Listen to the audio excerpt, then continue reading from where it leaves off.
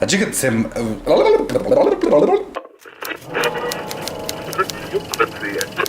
A dica do livro da semana que eu vou dar é esse aqui, Tragédia em Mariana, da Cristina Serra, editado pela Record. É uma grande reportagem, tá super bonita, super bem escrita, sobre o que aconteceu em Mariana. O livro ele é super importante porque ele mostra que não foi um acidente, definitivamente não foi um acidente.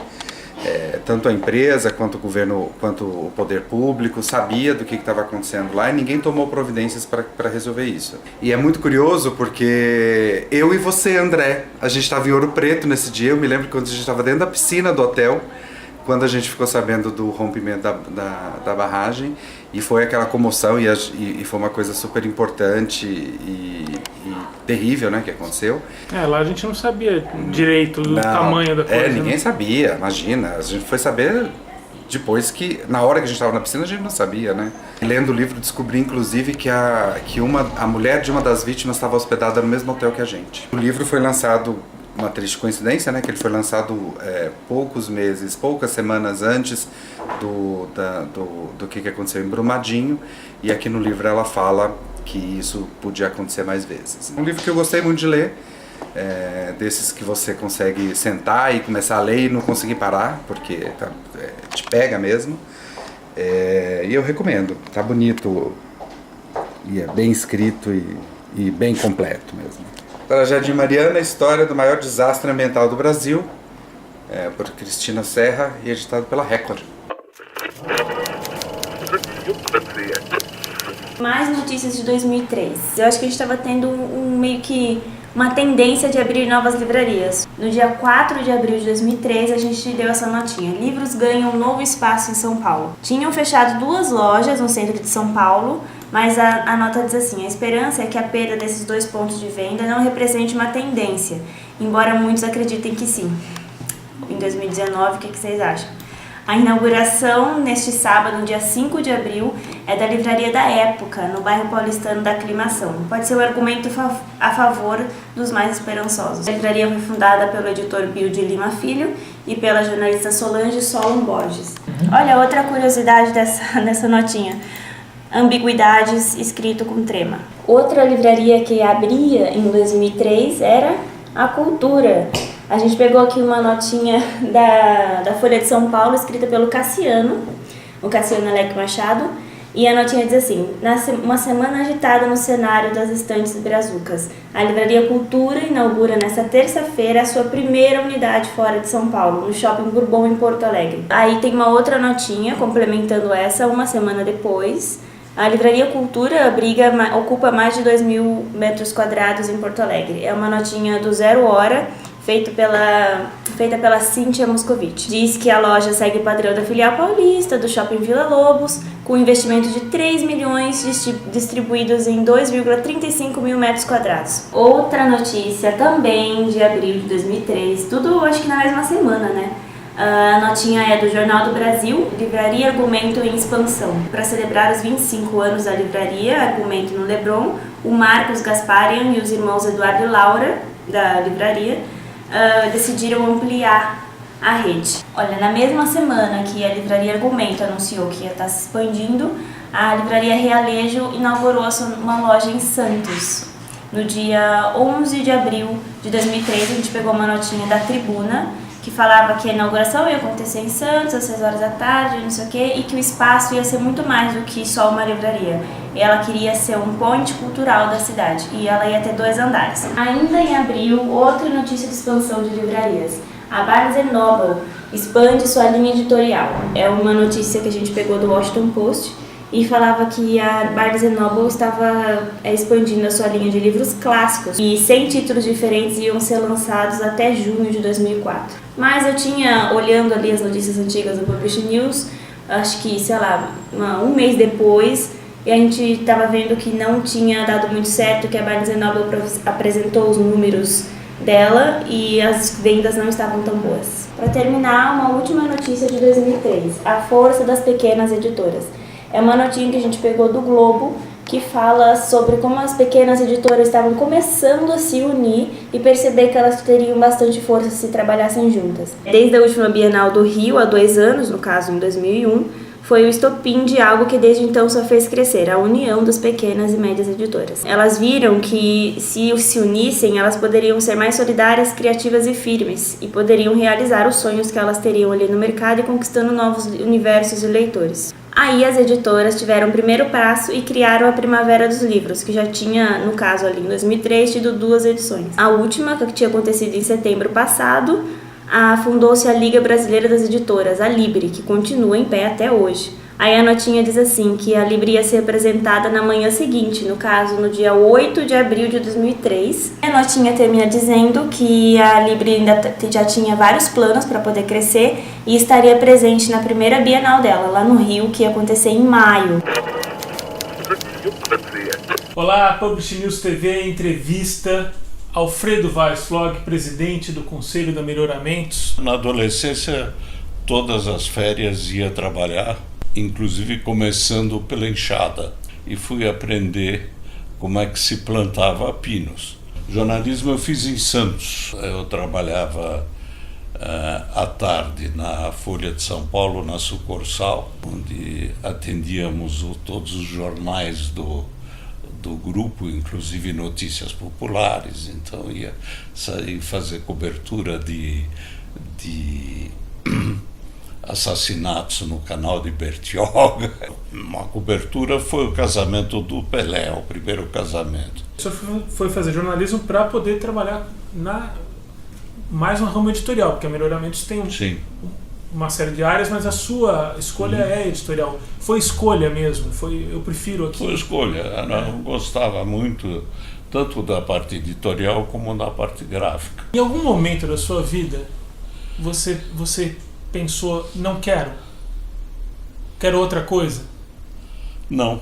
Quer dizer, na medida em que você tem respeito para com o trabalho da sua equipe,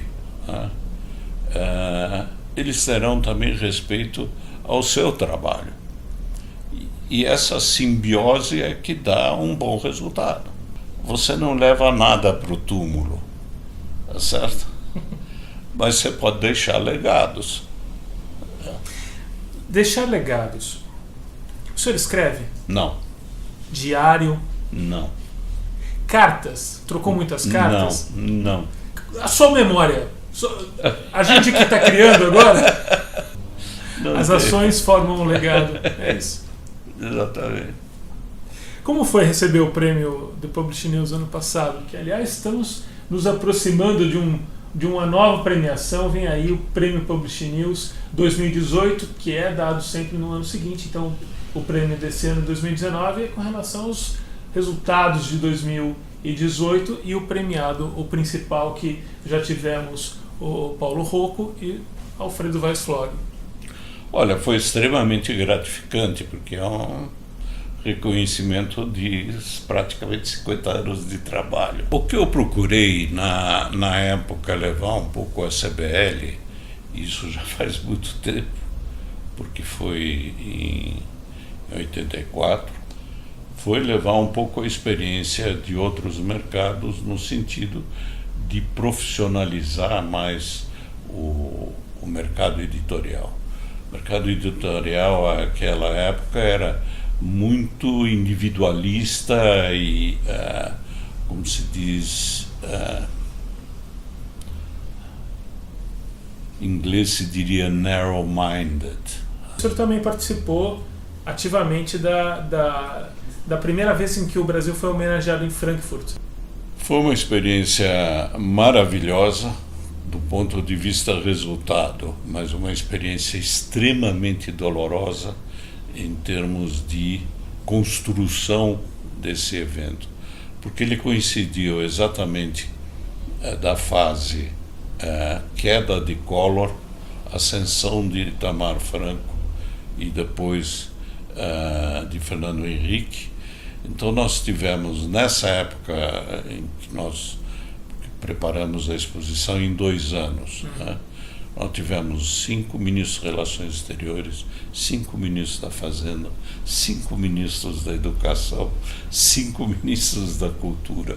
Nós tínhamos tudo alinhavado, inclusive todos os patrocínios, tinha um patrocínio da Petrobras. Já estávamos nos finalmente de toda a exposição, quando o presidente da Petrobras telefona ao ministro da Cultura da época, diz: olha, eu tenho aqui o patrocínio na exposição, você acha importante? Ele disse: não acho, não tem a menor importância.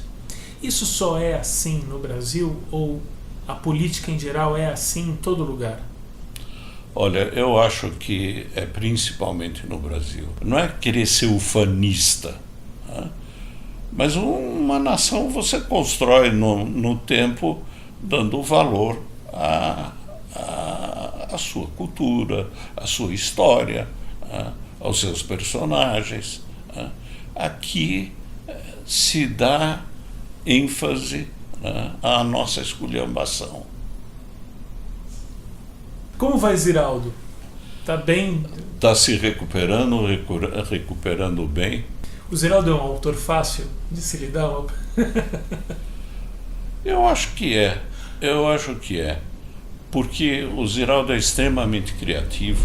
No tempo que a gente produzia celulose, a gente produzia os chips de madeira para fabricar a celulose. Um dia ele aparece lá: eu tive uma ideia genial que vai dar um resultado fantástico. Disse: mas qual é, Ziraldo? Vamos pegar aqueles chips da fábrica de celulose e vamos vender para os bares para calçar as mesas. Obviamente a gente dá risada, mas é uma forma de pensar fora da caixinha. Eu vou completar 75 em junho. A vida é ótima, né? Claro que ela tem altos e baixos o tempo todo, mas eu acho ela ótima. O que, sem dúvida nenhuma, com a idade fica fantástico são os netos. O que eu queria, na realidade, era lhe trazer um CD, porque tem uma história muito impactante e que impacta também na nossa indústria. O Akio Morita, que na época era o presidente da Sony, disse: olha, nós acabamos de desenvolver esse produto que vai acabar com a indústria de vocês. Isso acabar com a indústria de vocês. Aqui cabem 2 enciclopédias britânicas inteiras. O que a gente vê depois do tempo, acabou o CD e a indústria editorial continua. Alfredo, muito obrigado. Obrigado a você. Um grande prazer. Espero que seja o último. Dava para fazer uma entrevista de 5 horas, daquelas do Museu da Pessoa. Pelo amor de Deus. Eu vou colocar um CD ali representando Tá ótimo. essa sua história. Vou colocar no nosso Museu de Tudo ali. Tá ótimo. Valeu. Obrigado.